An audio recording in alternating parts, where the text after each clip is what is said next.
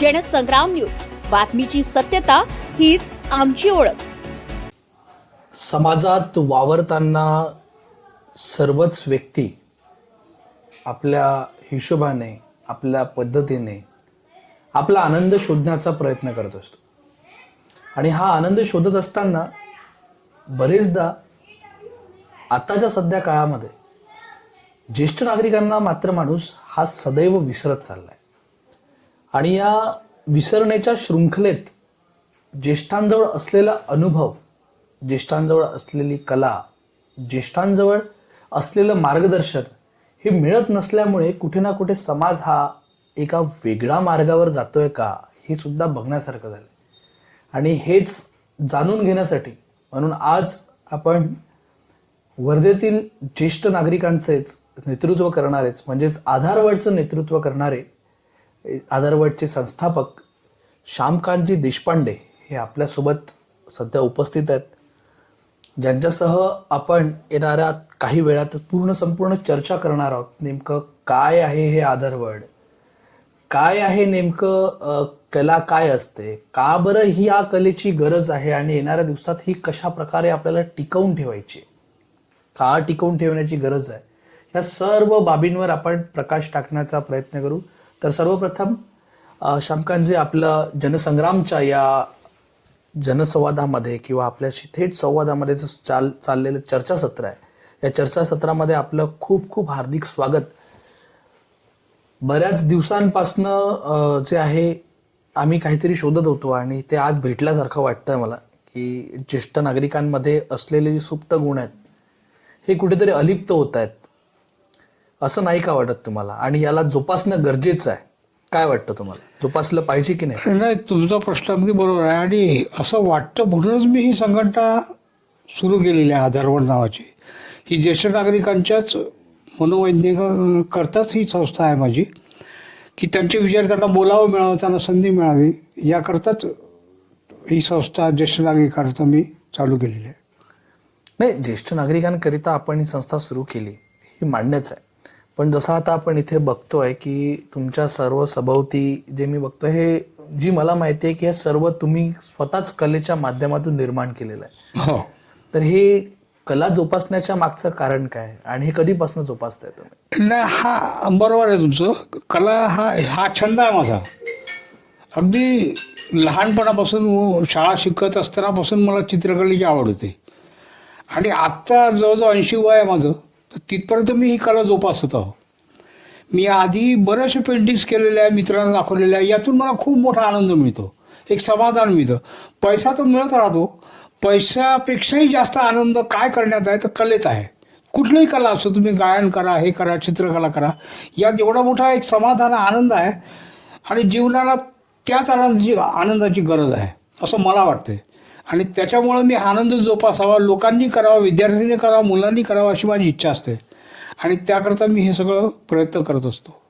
या सर्व गोष्टी करत असताना तुम्हाला ज्यावेळेस तुम्ही काम करता त्यावेळेस तुम्हाला असं कधी नाही का वाटलं की याच्यातून तुम्हाला आर्थिक काहीच भेटत नाही आहे, पण केवळ मानसिक समाधानासाठी आपण ज्यावेळेस करतोय, तर यावर नागरिकांचा जो बरेचदा होता की डावलून दिल्याचा प्रकार सुद्धा डावला जातो. तर तुम्हाला असं कधी मनाला वाईट वाटलं किंवा त्याच्यातून काहीतरी वेगळं करावं, असा कधी काही एखादी इन्सिडन्स आपल्यासोबत घडला, असं कधी झालाय का? असं बरंच झालेलं आहे की यातून पैसा मिळावा ही प्रत्येकाची, कुठल्याही कामातून पैसा मिळावा ही इच्छा राहते. परंतु जेव्हा पैसा मिळावा ही इच्छा राहिली तर त्यात समाधान मिळत नाही, आनंद मिळत नाही. जेव्हा मी स्वतःच्या मनाने हे सगळं काम करतो आणि सगळ्यांसाठी करतो, समाजासाठी करतो आणि मुलांना शिकवण्याचा प्रयत्न करतो, ह्या सगळ्या गोष्टी यातून खूप आनंद मिळतो. तो पैशाने मिळत नाही. पैसा जिथं आपण घेतला तिथे आनंद संपतो. आणि त्यासाठी मी करतो. सर्वच गोष्टी जर आनंदासाठी जर आपण करतायत, तर मग आपलं दैनिक जीवन जे आहे हे कशा प्रकारे चालतं तुमचं? दैनिक त्या सरकारी नोकरी केली, त्या नोकरीतून अर्थार्जन झालं, घर प्रपंच झाला. आज मला पेन्शन मिळते सेवानिवृत्त झाल्यामुळे. त्यातून माझं घर भागतं आणि खूप काही खर्च नसतो माणसाला, गरजा जर कमी केल्या माणसाने. आणि ज्याचा जो छंद आहे ना, त्याच्या गरजाही कमीच राहतात. त्याला इतर गोष्टीची काय आवश्यकता नसते आणि त्यात त्याला आनंद मिळत राहतो, करमणूक होत राहते त्याची. ज्या प्रकारे आता तुम्ही म्हणताय की करमणुकी केवळ करमणूकच करणं हे आता तुमचं मेन ध्येय आहे, पण फक्त केवळ करमणुकीच्या माध्यमातून समाजाला काही योग्य संदेश द्यावा असं वाटतं का तुम्हाला, की जेणेकरून आपली कला सुद्धा जोपासल्या गेली पाहिजे, आपली संस्कृती जोपासल्या गेली पाहिजे? येणाऱ्या पिढीसाठी आपला काय मार्गदर्शन असेल? मला येणाऱ्या पिढीसाठी म्हणजे हे जे विद्यार्थी आहे, आजकालचं जग खूप वेगवान झालेलं आहे ह्या मोबाईलच्या जमान्यात.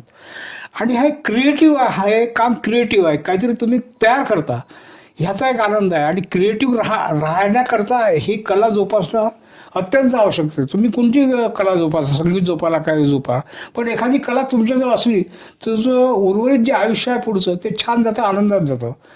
आणि प्रत्येकाने ते विद्यार्थी दशेपासून सुरुवात केली पाहिजे, ते नंतर होत नाही. काय एकदा तुमचं वय झालं की कुठली कला माणूस शिकत नाही, ते त्या वयातच शिकतो ज्या वयात तो विद्यार्थी राहतो. त्या वयात आत्मसात करायला पाहिजे, एखाद्या गोष्टीची गोडी निर्माण केली पाहिजे, त्यात रस घेतला पाहिजे आणि क्रिएटिव्ह राहिलं पाहिजे आणि आनंदी राहिलं पाहिजे, असं एक मत आहे भाऊ. आपण ज्येष्ठ नागरिकांसाठी जे आहे आधार वर्ड जे आहे ही एक संघटना चालवता किंवा संस्था चालवतात. या सर्व गोष्टींमध्ये ज्यावेळेस तुम्ही कार्य करता त्यावेळेस बरेचदा असं होतं की ज्येष्ठ नागरिकांना जे आहे घरातून किंवा समाजातून डावळल्या जात आहे. अगोदर या सगळ्या गोष्टी नव्हत्या होत, पण आता प्रामुख्याने होत आहे. अक्षरशः मुलांद्वारे किंवा मुलींद्वारे जे आहे आई वडिलांना इथे वृद्धाश्रमात घातलं जातं. हे कितपत योग्य आहे आणि हे थांबायला नको का? काय वाटतं तुम्हाला? अगदी बरोबर आहे. आता आईवडिलांना वृद्धाश्रमात टाकायचं ही संकल्पना जी किंवा ऐकायला जे मिळते याचं हृदयापासून आम्हाला लोकांना खूप दुःख होते. समाजाकडून आम्हाला खूप काही नको आणि मुलांकडून आम्हाला खूप काही नको आहे, खूप काही नको आहे त्यांच्याकडून. आम्हाला अपेक्षा खूप नाही. आम्ही आमचं कमवलेलं आहे आणि कमवतो आहे, सक्षम आहोत. फक्त आम्हाला त्यांच्याकडून थोडासा मान, आदर, सत्कार, विचारपूस जरी केली तरी आम्हाला खूप मोठं समाधान आहे. खरोखर आम्हाला त्यांच्यापासून काहीच नको, आम्हाला त्यांच्यापासून खूप मोठं समाधान आहे. त्यांनी आमची विचारपूस केली पाहिजे. वृद्धाश्रमचा खूप दूरचा प्रकार राहिला, हा खूप वाईट गोष्ट आहे ती जगातली. परंतु त्यांनी आम्हाला विचारलं कसं काय बाबा, तरी आम्हाला छान वाटते. बाबा ठीक आहे ना, बरं वाटलं तुम्हाला, तर डॉक्टरपेक्षा ते शब्द 4 शब्द आमचे जास्त कमी पडतात. की तिला विचारलं, आमची मुलगी, मला एक मुलगी आहे, तिला जर विचारलं की बाबा कसं वाटते, तर एखाद्या मोठ्या डॉक्टरपेक्षाही छान वाटते, आम्हाला आमची तब्येत चांगली होऊन जाते, असं एक माझं मत आहे. म्हणजे तुमचं असं म्हणणं आहे की अक्षरशः मुलांचे चांगले शब्द हे त्या औषधीपेक्षाही जास्त उपयोगशील ठरतील, मोठ्या तज्ज्ञ डॉक्टरपेक्षाही जास्त काम करतात. म्हणून त्यांचा केवळ आधार मिळायला पाहिजे आणि त्यांचे 2 प्रेमाचे शब्द जर मिळाले तर ते जास्त उपायकारक ठरतील. अगदी योग्य बोललात तुम्ही. तर काय वाटतं मग ह्या सर्व गोष्टींमध्ये तुमचा संदेश काय असेल? जे आता सध्या हा जर प्रकार कोणी करत असेल तर त्यांना थांबवण्यासाठी तुम्ही काय म्हणाल? नाही, काय की प्रत्येकाला म्हातारं व्हायचं आहे, प्रत्येकाला या स्टेजमधून जायचं आहे आणि पिढीमध्ये अंतर असते ते समजून घ्यायला पाहिजे. एक सीमारेषा असते, एक अनुभवाचा खूप मोठा साठा किंवा खजाना भंडार ज्येष्ठ नागरिकांकडे असतो. आपल्या वडिलाकडे आपल्याला वाटतं की त्यांना काय समजत नाही, तसं नसते. खूप मोठा अनुभव असतो त्यांच्याजवळ, ज्येष्ठ नागरिकाजवळ, आणि त्या अनुभवाचा फायदा त्यांनी घेतला पाहिजे. एक मधली एक सीमारेषा राहते की आपल्याला वाटत राहते की आपल्या बापाला काही समजत नाही, परंतु त्याच्याजवळ जे असते ते तुमच्याजवळ असते. जेव्हा तुम्ही त्या वयात जाता तेव्हा तुम्हाला कल्पना येते की बा आपण काय केलं पाहिजे.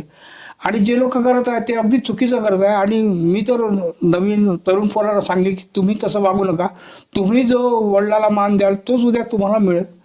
जसं तुम्ही पेराल तसंच उगवेल. नक्कीच. तर ह्या जी म्हटलं की जे तुम्ही जसं पेराल तेच उगवेल, ही तर एक नैसर्गिक क्रिया आहे आणि अगदी बरोबर आहे. याच पार्श्वभूमीवर जसं आपण बघतोय, जसं जसं आपण वागू तसं तसंच येणाऱ्या दिवसांमध्ये ते घडत राहील. नक्की त्यात काहीतरी फेरबदल व्हायला पाहिजे आणि तरुण पिढी घडली पाहिजे, अपेक्षा करूया. या धावपळीच्या जीवनामध्ये सध्या जी आहे कला ही लुप्त पावत आहे. अगदी बरोबर. आणि ही लुप्त पावत असणारी जी कला ही टिकवून ठेवणे किंवा संस्कृती टिकवून ठेवण्यासाठी तुम्हाला काय वाटतं, काय केलं पाहिजे आणि ही कशी टिकवली पाहिजे? तुमचा काय प्रयत्न असणार आहे? अगदी बरोबर आहे की आजकालची तरुण पिढी आहे ही मोबाईलच्या नादामध्ये जास्त लागलेली आहे. दिवसभर मोबाईल पाहत राहतात. माझी अशी इच्छा आहे की त्यांनी काहीतरी कार्यशील व्हावं, क्रियाशील व्हावं. काहीतरी करावं, कुठली तरी कला जोपासावी ज्यात आपलं मन रमेल आणि आपण काहीतरी देऊ शकू लोकांना, समाजाला, आणि आपल्याला आनंद ज्यातून मिळेल अशा सारख्या गोष्टी त्यांनी केल्या पाहिजे. आणि क्रिएटिव्ह राहण्यात काय की प्रत्येक कामामध्ये तुम्हाला कौशल्य निर्माण करता येईल. आता मोबाईल आपण पाहत राहतो, यातून कौशल्य निर्माण होत नाही, ते निर्माण करण्याचं हे साधन आहे कला. आणि प्रत्येकाने कला जोपासली पाहिजे. आता हे लुप्त होत चाललं ना, त्याच्यामुळे जास्त आवश्यक झालं कला जोपासणं. पूर्वी नैसर्गिक वाढत होत्या ह्या गोष्टी, आज ह्या बंद झालेल्या आहेत. तर त्या परत जागृत व्हाव्या अशी माझी इच्छा आहे.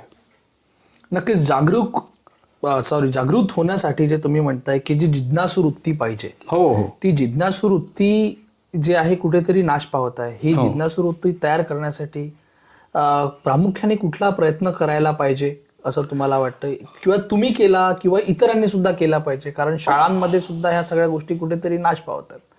ह्या कशा जिवंत करता येईल? हो, मी किंवा माझ्यासारखे जे काही इतर माझे सहकारी असतील किंवा ज्यांनी कला जोपासलेली आहे त्यांनी हा प्रयत्न केला पाहिजे सर्वांनी मिळून, की आजकालची नवपिढी आहे जी विद्यार्थी दशेतली पोरं आहे यांच्याशी संवाद साधून किंवा यांना संपर्क करून त्यांना ह्या कलेबद्दल माहिती द्यावी, यांना गोडी निर्माण करावी त्यांच्यामध्ये, असा प्रयत्न करावा, सगळ्यांनी करावा. मी आज जरी 80 वर्षाचा असं तरी अजून मला वाटते की काही शाळेत जावं, मुलांना बोलवावं, त्या जमवावं, त्यांच्याशी बोलावं, त्यांना रंग कसे द्यायचे, ही कला कशी आहे, त्यांच्यात तो स्पार्क कसा निर्माण करावा अशी एक माझी इच्छा राहते. तरी सर्वांना माझी विनंती आहे, जे कलाकार लोक आहेत, जी कामं करतात, संगीत असो कुठलीच कला असो, त्यांनी ह्या गोष्टी करायला पाहिजे.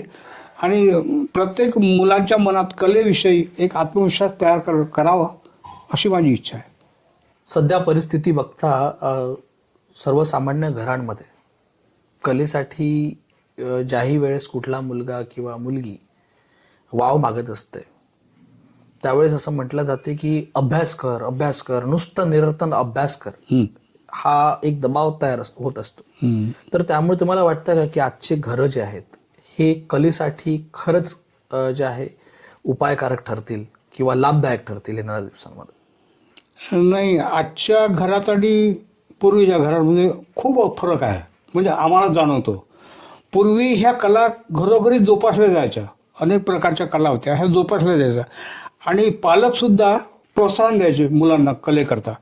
आजकाल शिक्षण क्षेत्रात एवढी वाढ झालेली आहे की प्रत्येकाला आपलं करिअर बनवायचं आहे, त्याच्यामुळे कलेच्या मागं कोणी फिरत नाही. सगळे बरोबर आहे तुम्ही म्हणता की सगळे सांगतात अभ्यास कर, एकच गोष्ट असते अभ्यास कर आणि करिअर बनव. प्रत्येकाला आपला मुलगा इंजिनियर, डॉक्टरच व्हायचा प्रयत्न करतो. पण कलेकडे त्यामुळे खूप कलेकडे पाहण्याचा दृष्टिकोन बदललेला आहे आता. पूर्वीचं हे घर हे वेगळं होतं, आनंदी होतं, छान होतं आणि कला हे ते गोष्टी गप्पा यात रमायचं लोक.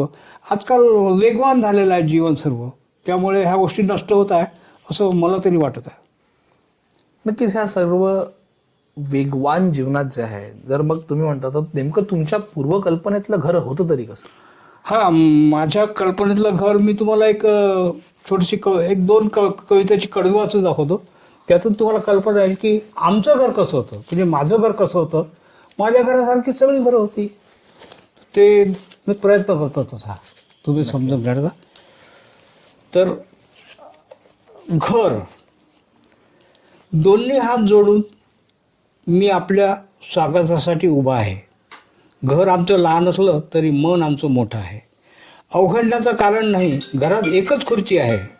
4 भावांच्या वाटीत ती माझ्या हिश्श्यात आलेली आहे. एका पायानं लंगडी असली तरी जुन्या काळची आठवण आहे. आमचे सौना आहे ना, ती घरात आज कामात आहे. जुनी साडी फोडून त्याचा नवीन पडदा तयार करीत आहे. कपाळावर आठ्या असल्या तरी ओठांवर हसू आहे. घ्या ना चहा घ्या, साखर जरा थोडी आहे.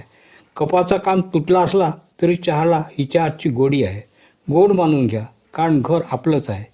आमच्या घरात ना बरंच काही खूप आहे. राग आहे, लोभ आहे, प्रेम आहे, कला आहे. आईच्या वात्सल्यात मायेची उब आहे. छान. म्हणजे अक्षरशः शेवटपर्यंत जे तुम्ही कविता सुरू केली, आणि ही कविता एक घर, खरंच अशा प्रकारचे घरं आता बघायला मिळत नाहीत. आणि हे जे घर आहे हे तुमच्या विचारातलं घर होतं की हे प्रत्यक्षात तुमच्या घरी असं सगळं हे होतं? आमचं प्रत्यक्षातलं घर मी इथे लिहिलेलं आहे. हे स्वतः तुम्ही निर्माण केलं? हो, हो, म्हणजे हो. तुम्हाला कवितेचा सुद्धा छंद आहे? हो, मी कविता करतो. कवीचे कार्यक्रमही घेतो, कवी संमेलनातही जात होतो. बऱ्याचशा कामगार कल्याण केंद्र वगैरेचे जे कवी संमेलन होते किंवा इतरही कविता याच्यात मी गेलेलो आहे. कवी म्हणून थोडंसं समाजामध्ये माझं नावही आहे.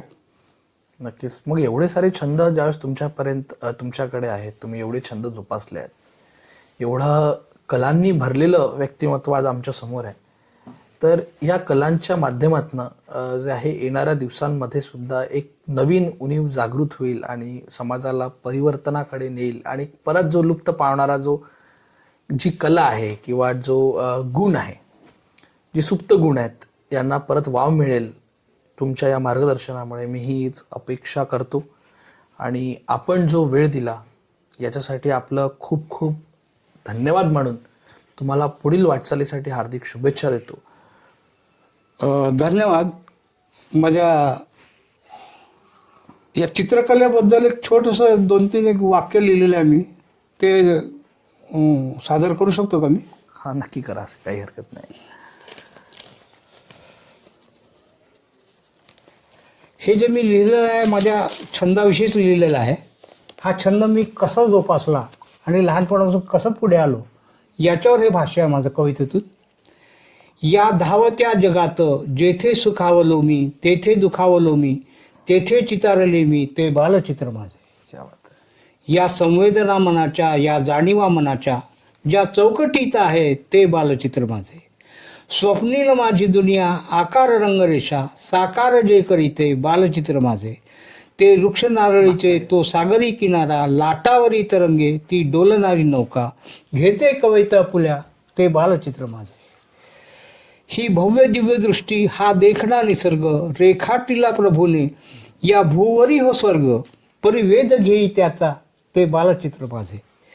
क्षण तो विरोन गेला, बालपण सरून गेले, उडून गेली रान पाखरे, परिसंगती समाजा, हे बालचित्र माझे. क्या बात आहे, क्या बात आहे. ह्या सर्व बाबींमध्ये जे बालचित्र तुम्ही रेखाटण्याचा प्रयत्न केला आहे, असंच चित्र प्रत्येकाने आपल्या आयुष्यात रेखाटावं. अवश्य.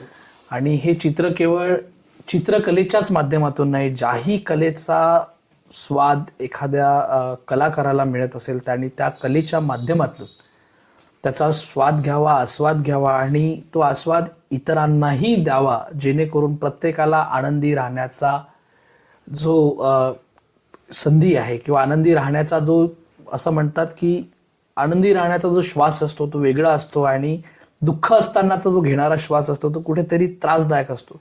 तो आनंदाचा श्वास हा प्रत्येकानेच मनमोकळेपणाने घ्यावा आणि आपल्या कलेसह आपलं अख्खं जीवन, संपूर्ण आयुष्य हे आनंदाने जगावं, हीच ईश्वरचरणी प्रार्थना करतो. आणि आपण दिलेल्या वेळेसाठी पुनश्च एकदा आपलं खूप खूप आभार मानून या कार्यक्रमाला इथेच विराम देतो. नक्की. मी आपला खूप आभारी आहे.